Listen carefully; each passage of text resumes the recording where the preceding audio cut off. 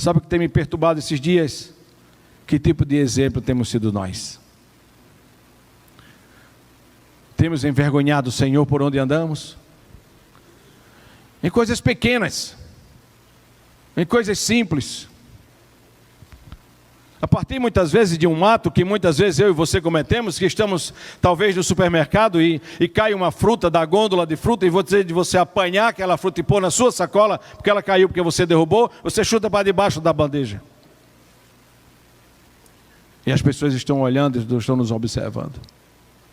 Eu moro numa cidade do interior, onde eu nasci, cresci. Eu digo que eu sou goianiense, filho de pai e mãe parteira, porque eu nasci lá na cidade, eu nasci em casa.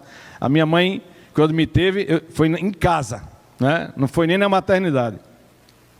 As pessoas conhecem a gente na cidade, muito mais do que a gente conhece as outras pessoas. E como tem sido a nossa vida, como tem sido o nosso testemunho. A cidade sabe da crise emocional que eu enfrentei, a cidade sabe das lutas emocionais que eu passei, e a cidade pôde testemunhar do poder de Deus, da transformação de Deus. Eu fiquei por 2 anos fazendo terapia. E esses 2 anos, quantas coisas especiais eu pude viver. Porque o que eu tinha dito para Deus era: Senhor, se for para eu viver dessa forma, Senhor, se for para que eu não consiga mais exercer o ministério, porque me apareceram medos que eu nunca tive na vida, como medo de andar de avião. E eu fiquei com medo de entrar num avião.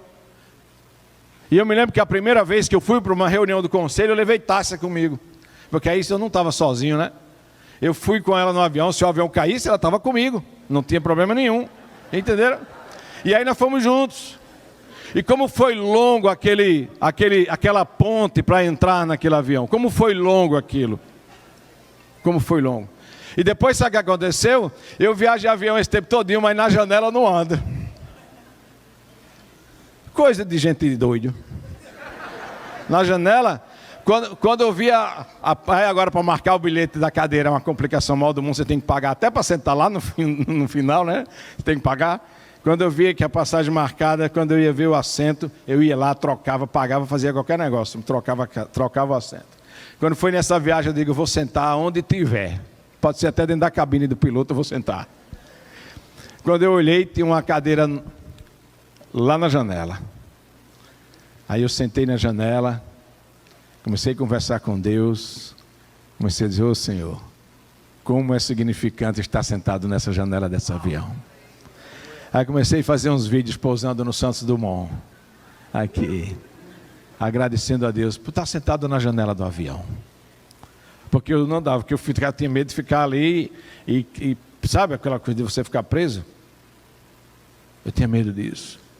Tantos medos foram se desenvolvendo, e como Deus foi tratando a minha vida, como fui crescendo espiritualmente. Mas como disse isso para vocês, sabe por que essas coisas aconteceram? Porque eu não lia a Bíblia e eu não orava.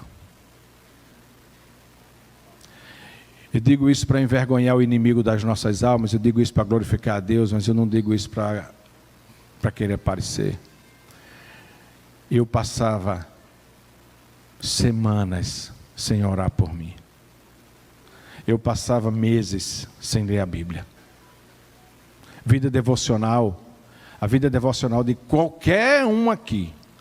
Não, aqui é fácil dizer. Eu digo isso na igreja. Qualquer um era melhor do que a minha. Deus me quebrou naquele período. Eu passei a ler a Bíblia todos os dias, porque eu entendi que isso era imprescindível para a minha vida. Eu passei a ler a Bíblia todo ano, desde aquele período. Experiências fantásticas com a palavra. A igreja começou a perceber que a Bíblia estava mais presente, mais viva na minha vida, nas minhas citações, no meu conhecimento bíblico. Comecei na pandemia, fazer devocionais e em vídeo e escrevendo devocionais. E desde 2013 eu tenho lido a Bíblia todo ano. E tenho lido sempre uma Bíblia diferente, porque eu leio, anoto e guardo como uma marca do poder de Deus na nossa vida, na minha vida, que tem nos sustentado. Todo dia eu tenho lido a Bíblia. Esporadicamente pode ser que eu falhe, mas é uma regra. Essa Bíblia aqui Eu estou lendo ela pela segunda vez esse ano. Esse ano eu disse assim, eu vou ler a Bíblia 2 vezes esse ano. Eu vi, não sei se foi o pastor Edgar, que disse que leu a Bíblia parece que umas 4 vezes no ano. Então eu leio por 2 períodos, de manhã, leio à noite, e vou anotando, e vou marcando, e vou fazendo anotações nela. Como tem sido especial. Certa vez nós estávamos reunidos com a liderança da igreja, nós fazíamos um encontro mensal com a liderança e fazíamos um retiro com a liderança da igreja e tinha preparado um material de planejamento, de treinamento, de capacitação de líderes, e no início eu perguntei para eles assim, como está a vida de oração de vocês? Foi no início dessas coisas. Ora, se a minha vida de oração, e nós vimos isso aqui, né? Se a minha vida de oração e a minha vida de Bíblia estava daquela forma, como eu poderia achar que estaria a vida da igreja, a vida da minha liderança? Eles também não liam a Bíblia e não oravam. Mas, meus irmãos, Deus teve muita misericórdia de mim. Porque eu poderia ter caído num pecado moral, poderia ter acontecido muitas outras coisas na minha vida, mas Deus nos sustentou. E Deus nos sustentou por causa de um plano dele para a minha vida. Deus sustentou aqui você. Você não foi tragado pela morte em qualquer situação que você enfrentou. A pandemia não derrotou você. A pandemia não levou você, porque Deus tem um propósito especial na sua vida.